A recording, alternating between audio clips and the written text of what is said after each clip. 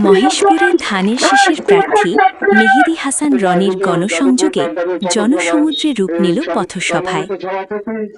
ঝিনাইদহ-৩ মহেশপুর কোটচাঁদপুর আসনে নির্বাচনী প্রচারণার উত্তাপে নতুন মাত্রা যোগ করেছেন ধানের শীষের মনোনীত প্রার্থী মোহাম্মদ মেহেদী হাসান রনি।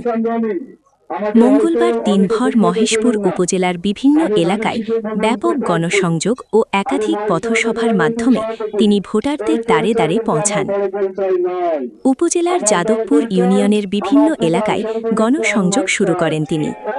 সন্ধ্যার দিকে এটি এক বিশাল জনসমাবেশে রূপ নেয়। ইউনিয়নের প্রধান প্রধান সড়ক ও পাড়া মহল্লায় ধানের শীষের স্লোগানে মুখরিত হয়ে ওঠে এলাকা। সাধারণ মানুষের স্বতঃস্ফূর্ত অংশগ্রহণ ছিল চোখে পড়ার মতো।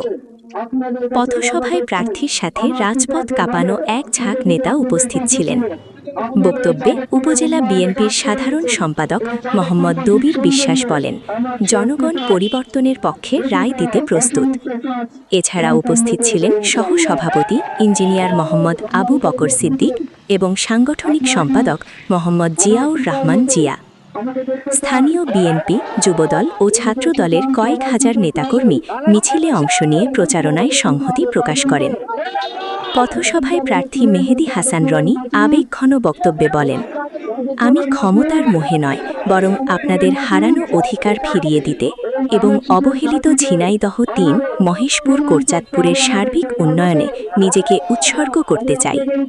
আগামী নির্বাচনে ধানের শীষে ভোট দিয়ে আপনারা গণতন্ত্র পুনরুদ্ধারের পথ প্রশস্ত করুন।